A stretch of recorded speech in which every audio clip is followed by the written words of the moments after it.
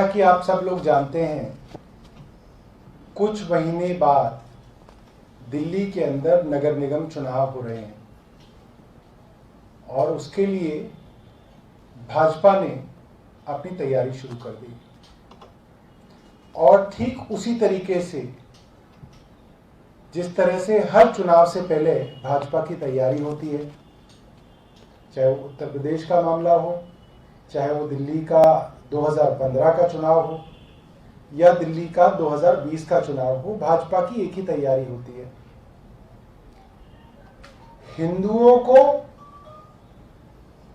मुसलमानों से लड़ाया जाए या हिंदुओं को ईसाइयों से लड़ाया जाए और इस लड़ाई को इतना बढ़ाया जाए कि फिर धर्म के आधार पर वोट मांगे जाए। इस बार भी भाजपा ने हर वो कोशिश शुरू कर दी है जिससे हिंदुओं की भावनाओं को आहत किया जाए और फिर इसके ऊपर सारी राजनीति चलाई जाए कि देखिए हिंदुओं के साथ कितना बुरा हो गया, और फिर ये भावनाएं भड़काई जाए। ये जो मामला है ये पूर्वी दिल्ली नगर निगम का है, चौहान बांगड़ का है, जो एक मुस्लिम बहुल वार्ड है। उस मुस्लिम बहुल वार्ड के अंदर एक हिंदुओं का मंदिर है और अब उस मंदिर को तोड़ने की और वहां पर एक बिल्डिंग खड़ी करने की तैयारी की जा रही है। और इस तैयारी के अंदर सबसे बड़ा हिस्सेदार कौन है? वो है भाजपा शासित पूर्वी दिल्ली नगर निगम। ये मैं आपको करीब 100 साल पुराने मंदिर की फोटो दिखा रहा हूं जो चौहान बांगड़ के अंदर है। ये इस मंदिर की फोटो है और ये उसी मंदिर की दूसरी फोटो है जिसपे ये होर्डिंग लगाया हुआ है, एक बोर्ड लगाया हुआ है कि इस मंदिर के प्रांगण में ईडीएमसी ने बिल्डिंग बनाने का नक्शा पास कर दिया। ये बाकायदा दोनों बोर्ड वहां पे लगे हुए हैं। ये बोर्ड लगा हुआ है, इसके ऊपर लिखा हुआ है यह प्लॉट का नक्शा ईडीएमसी से पास है, और पूरा नक्शा बनाया हुआ है और ये इस नक्शे की कॉपी है।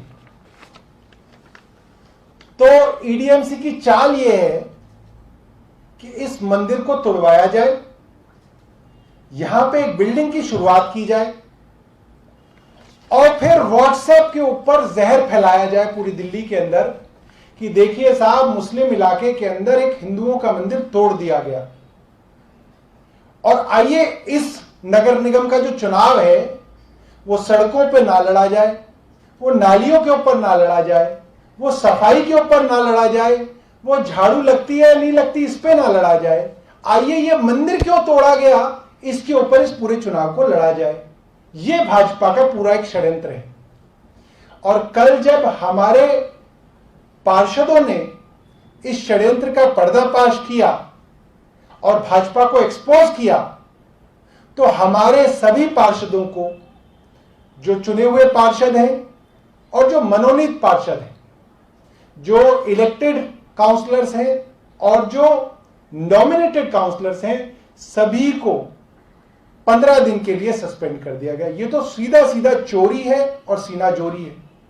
ये तो वो मुहावरा है, उल्टा चोर कोतवाल को डांटे, कि आप दंगे भड़काने की पूरी स्कीम लेके आए, आप एक्सपोज हो जाएं तो आप हमारे पार्षदों को सस्पेंड कर दें। मैं मीडिया के दोस्तों से गुजारिश करना चाहता हूं, इस खबर को अखबारों के अंदर प्रमुखता से छापें। हम सब ये तो जरूर छापते हैं कि दंगे के अंदर इतने लोग मरे, इतनी महिलाओं के साथ बलात्कार हुआ, इसने ये कहा, इसको चार्जशीट किया, इसके ऊपर जेल हुई। मगर हम इस चीज से चूक जाते हैं कि जब दंगे भड़काने का काम दिल्ली के अंदर होता है तो हम उस चीज पे लिखने से कई बार चूक जाते हैं। हम लोग सोचते हैं कि ये बात ना लिखी जाए तो बेहतर है, मगर मुझे लगता है लिखना बहुत जरूरी है। इससे भी बड़ी बात यह है कि ये दंगे भड़काने की कोशिश सिर्फ चौहान बांगड़ में नहीं हो रही है, ये दिल्ली में एक दूसरे मुस्लिम बहुल इलाके में भी की गई। दिल्ली का ओखला विधानसभा एक इलाका है जो मुस्लिम बहुल इलाका है, वहां पे एक इलाका है जौहरी फार्म्स और नूर नगर, वहां पर भी ठीक इसी पैटर्न पर एक पुराने मंदिर को ढहाकर एक बिल्डिंग बनाने का काम शुरू हुआ। एसडीएमसी को बार बार कंप्लेंट दी गई कि यहां पे मंदिर की इमारत को तोड़ा जा रहा है, आप इसको रोकिए। दक्षिण दिल्ली नगर निगम जो भाजपा के अंदर आता है उसने कोई कार्रवाई नहीं की। अब आप सोचिए ऐसा क्यों है कि मंदिर तोड़ा जा रहा है, भाजपा शासित नगर निगम कोई कार्रवाई नहीं कर रहा, भाजपा शासित दिल्ली पुलिस कोई कार्रवाई नहीं कर रही। अंततः आप हैरान हो जाएंगे कि मुस्लिम समाज का एक ग्रुप हाईकोर्ट गया और उन्होंने हाईकोर्ट में इस बात को रखा कि साहब दिल्ली नगर निगम और दिल्ली पुलिस अपनी देखरेख के अंदर एक मंदिर को ढहा रहे हैं। यह मुस्लिम बहुल इलाका है, मात्र 40 से 50 यहां पे हिंदू परिवार रहते हैं। इस मंदिर को सिर्फ इसलिए ढहा जा रहा है ताकि पहले इस मंदिर को पूरी तरह से ढहा दिया जाए और फिर जब चुनाव पास आ जाए तो इसके ऊपर चुनाव लड़ा जाए। और कितना अच्छा मामला है कि भाई मंदिर तोड़ दिया गया, मुसलमानों के एरिया में मंदिर तोड़ दिया गया, तो तोड़ने वाले का कोई नाम कोई ना होता है, उसमें तो सिर्फ एरिया का नाम आता है, और इसके ऊपर फिर दंगे कराए जाए और इस पे चुनाव लड़ा जाए। दिल्ली हाईकोर्ट ने इसके अंदर कार्रवाई की और दिल्ली नगर निगम की खिंचाई करी कि यह कैसे संभव है। दिल्ली नगर निगम ने वहां पे कहा कि साहब वहां पे हमें कोई जानकारी नहीं मिली और वहां पे हमने कोई डिमोलिशन नहीं किया और वहां पर कोई हमें कंस्ट्रक्शन एक्टिविटी नहीं मिली। कंस्ट्रक्शन एक्टिविटी कैसे मिलेगी? पहले डिमोलिशन पूरा होगा। अभी तो मंदिर का एक हिस्सा ढहाया गया था, धर्मशाला का हिस्सा ढहाया गया था, फिर मंदिर को तोड़ा जाना था, फिर उसके बाद भाजपा के नेता वहां पे आते, फिर वहां पे व्हाट्सएप पे जहर फैलाना शुरू किया जाता और फिर उसके ऊपर चुनाव लड़ा जाता। मैं तमाम अखबार वालों को यह निवेदन करूंगा कि आप भाजपा के इस षड्यंत्र को अपने अखबार में अच्छी जगह दीजिए। टीवी चैनल्स, न्यूज चैनल्स इसके ऊपर वहां पे ग्राउंड रिपोर्ट करें। जब हम दंगों की ग्राउंड रिपोर्टिंग कर सकते हैं, जब हम कोई आदमी खड़े होकर किसी समाज को गाली देता है तो हम उसकी ग्राउंड रिपोर्टिंग कर सकते हैं, उसको पूरे पूरे दिन टीवी पे चला सकते हैं, तो हमें यह भी चलाना चाहिए कि खुद मंदिर को ढहाने वाले लोग, भाजपा के अंदर जो बैठी हुई सरकार है वो चुप बैठी है और वहां के मुसलमान अमन चैन चाहते हैं, शांति चाहते हैं, भाईचारा चाहते हैं, आपस में प्यार चाहते हैं। धन्यवाद। अगर आपके पास कोई सवाल है तो आप पूछ सकते हैं। आज कहा है कि जो 2020 में दिल्ली में दंगे हुए थे वो सुनियोजित थे, पहले से सब कुछ पूरा प्लेटफॉर्म रखा गया और इतना जो भी हुआ वो अचानक से नहीं। देखिए, बाकायदा अनुराग ठाकुर ने नारे दिए, देश के गद्दारों को गोली मारो सालों को।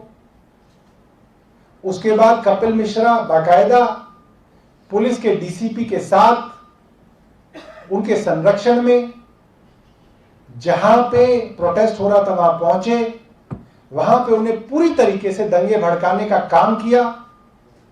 वहां से पत्थर चलाए गए, दूसरी तरफ से पत्थरबाजी हुई। ये सारा का सारा मैटर ऑफ रिकॉर्ड है। मुझे लगता है कि हम लोग, जो लोग उस वक्त मौजूद हैं तो दिल्ली के अंदर, हम लोग ये बात जानते हैं कि वो दंगे सिर्फ और सिर्फ भाजपा को फायदा देते हैं। भाजपा ने पूरी की पूरी दंगों को कराने की स्कीम को तैयार किया।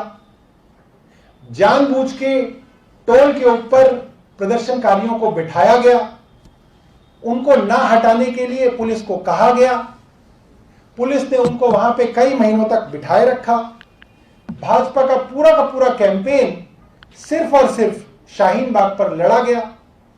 तो मुझे लगता है कि हाईकोर्ट ने अगर ये बात कही है, स्वागत योग्य बात है, और इससे हम लोगों को काफी सुकून मिलता है कि आज न्यायालय इस कोर्ट दिल्ली के अंदर हैं, देश के अंदर हैं, जो आज भी दूध का दूध पानी का पानी करते हैं।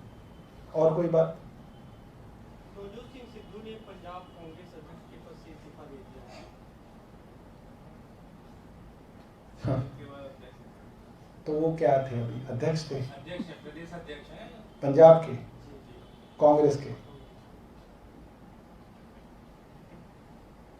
तो हम क्या करें अब इसमें, बताओ। आप एक बड़ी पार्टी है वहाँ पे, आप सीएम साहब जाने वाले हैं पंजाब में। देखिए, इससे ये पता चलता है नवजोत सिंह सिद्धू दलित विरोधी हैं। एक गरीब मां के बच्चे को मुख्यमंत्री बनता हुआ सह नहीं पाए नवजोत सिंह सिद्धू। कुछ दिन तो चल पाए, मगर उसके बाद जो है उनका दर्द जो है बाहर छलक गया। मुझे बहुत दुख है कि नवजोत सिंह सिद्धू ऐसा कर रहे हैं।